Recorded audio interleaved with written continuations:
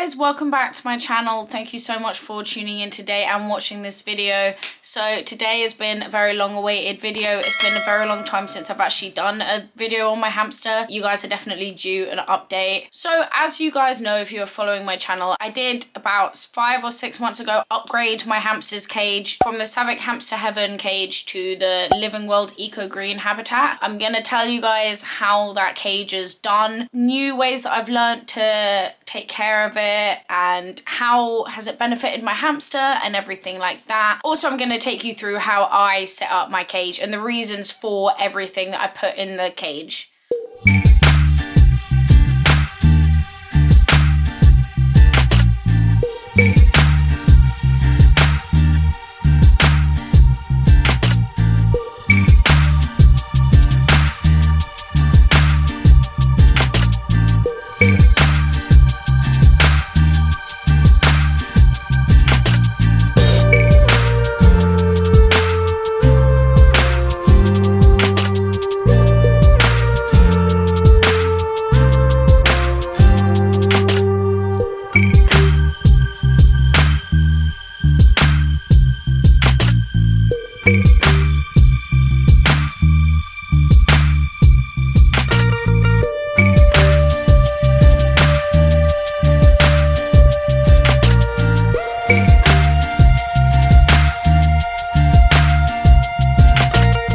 So once everything has been taken out, I then remove a third of her bedding.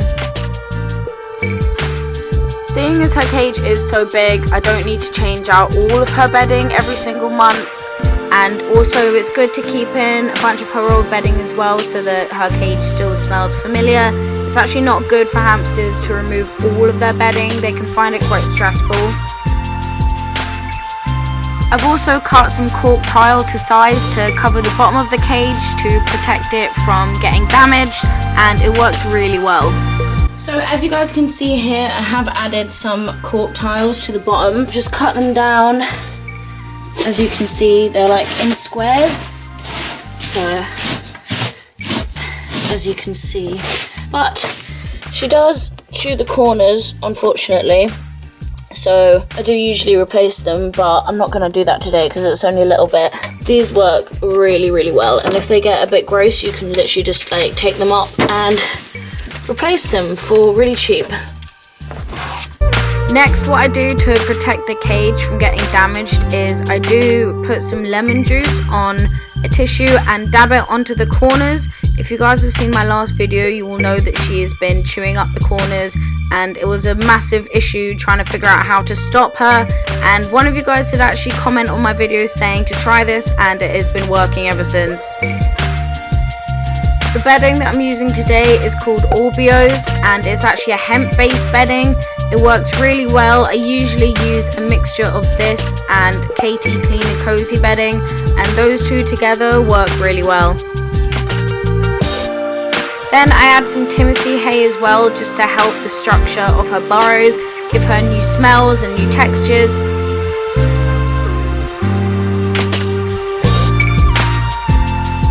So she does like to pee and poo a lot in her chamber box, so I just go in with some non-fragranted, non-toxic baby wipes to clean out any poo or any pee that's in there. After this, I do rinse out any excess that was left over from the baby wipe with some warm water.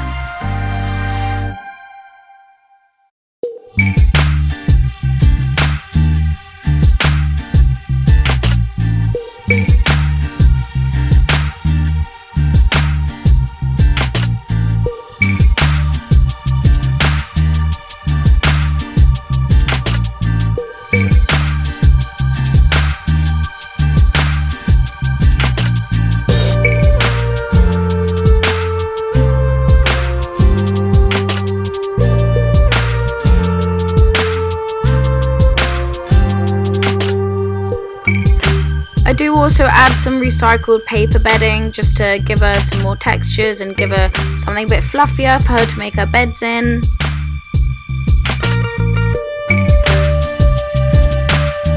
I do put a flintstone in there that I found from the outside. It's been completely clean for a very long time, but this is just for extra texture and new surfaces and things like that.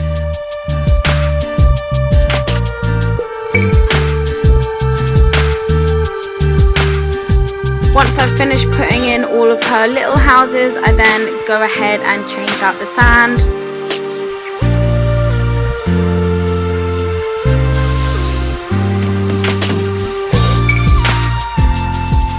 I use a shallow baking tray to put the sand in. It works really well. It's really easy to clean. It's very big, and to clean it I just rinse it out and give it a bit of a scrub and then dry it off. The sand that I use is just reptile desert sand, but you can also use children's play sand.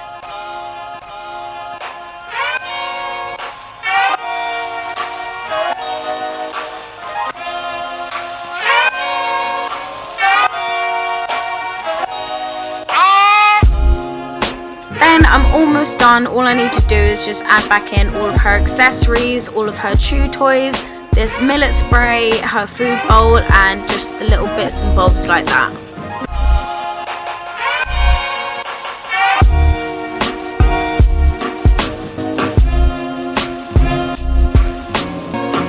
Then finally, as a finishing touch, I like to sprinkle around these hamster safe herbs.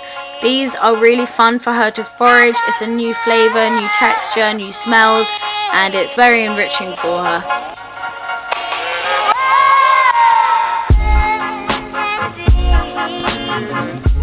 Seeing as hamsters are burrowing animals, it's really good to add 6 to 10 inches of bedding in there so they can properly make burrows. To attach the water bottle, I actually use these, which are used to hold up paintings or pictures on the wall.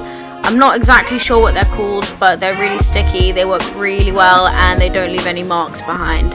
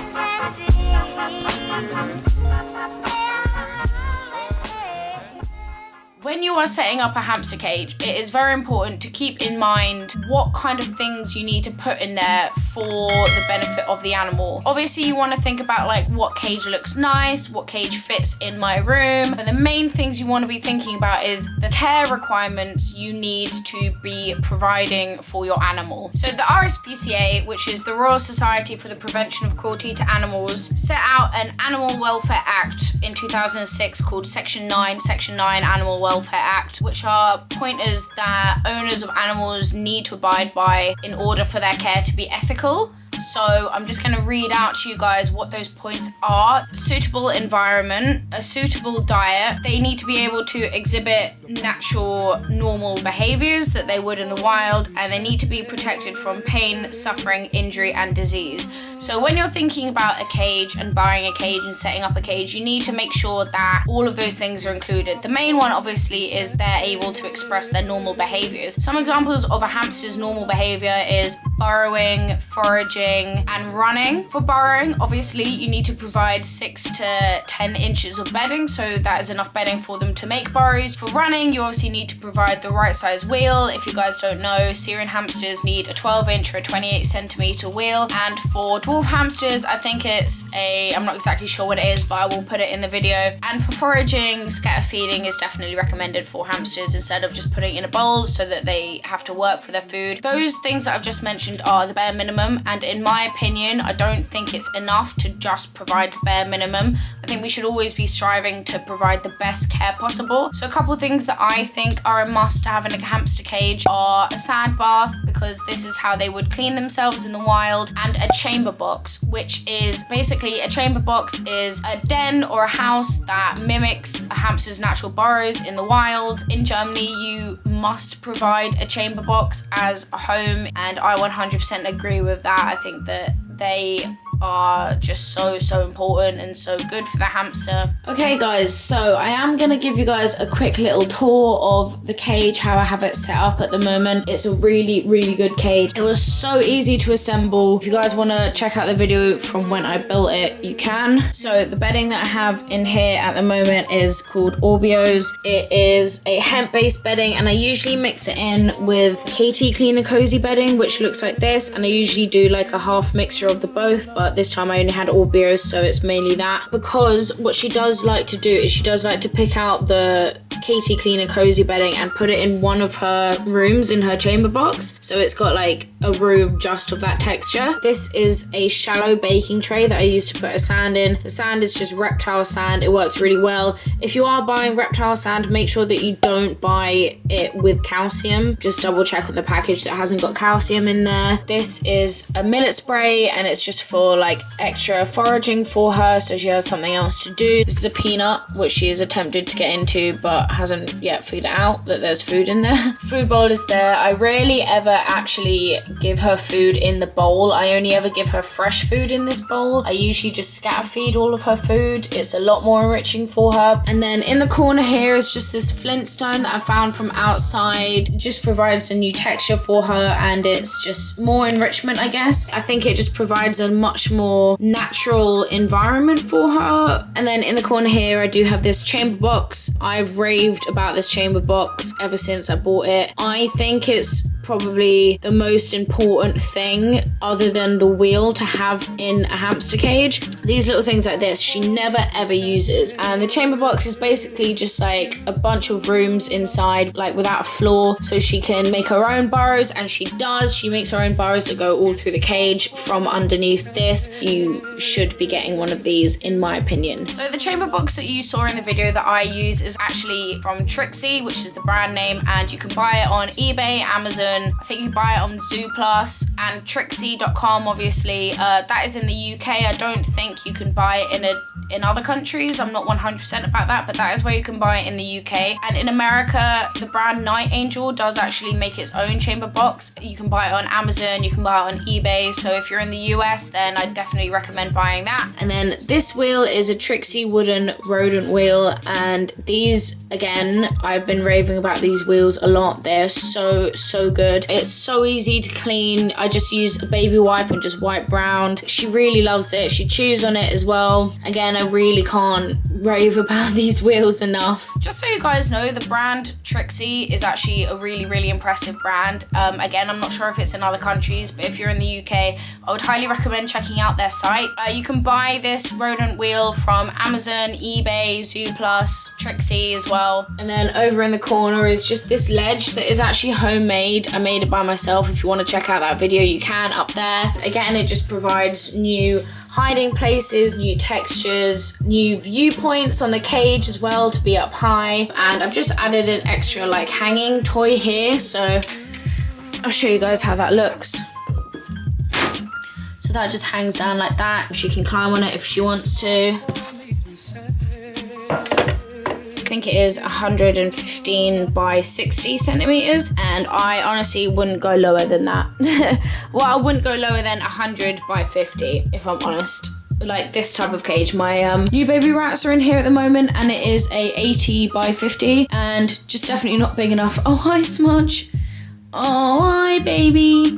Yeah, this cage is just temporary, so that's why they're in there. But yeah, this is what I had my hamster in before, and definitely nothing on this. This is just way better. So I just want to talk to you guys a little bit about how this cage has changed my hamster's behavior, how my hamster is different after having lived in this cage. And to do that, I need to explain to you guys where she is from and how she was before. If you want to check out the video that I did almost like a year ago now from when I rescued her, because she's a rescue, you can up there. I'd actually really recommend watching that video because I rescued about 6 hamsters. The editing and the lighting and the quality in that video is absolute trash, but try and forget that. The reason I chose Ducky to keep out of all of them was because she was the one who was the most active and the most out in the short space of time that I had her in the carrier. I thought that that would mean that she would like be the friendliest and be the most out. Sadly, what it actually meant was that she was extremely manic and had really extreme behavioral problems. She was basically just a completely unhandleable pet. She would bite, she would express a lot of stress behaviors. She would be monkey barring, biting on the bars. I wasn't able to stroke her or touch her. I upgraded her to a 80 by 50 centimeter cage, and she was still expressing a lot of these stress behaviors, and she still wasn't tame. I did make the decision to upgrade her into the massive, when I say massive, in Germany, the measurements of this cage is actually the legal minimum that you can have a Syrian hamster in. And since being in the new cage, she's basically done a complete 180. Like, she's basically a completely different hamster. I can hold her now, she doesn't bite, she barely expresses, in fact, she doesn't express any stress behaviors at all. These are things like frantically trying to escape, obsessively running around and things like that. She kind of like wanders around the cage and like sort of chills and then kind of has like a bit of a trot on her wheel and then goes digging. She spends way more time underground as well. She can regulate her own temperature by choosing to be above or underground. It's more rewarding as an owner to see them expressing these choices and natural behaviors than it is to have a smaller cage and see her more often, but see her stressed and unhappy. So yeah, that is basically it from me today. I really hope that you guys enjoyed this video and maybe learned something from it. If you enjoyed it, please hit the like button and subscribe to my channel. I would really appreciate it. I really hope that you enjoyed the video, so I'll see you guys next time. Bye!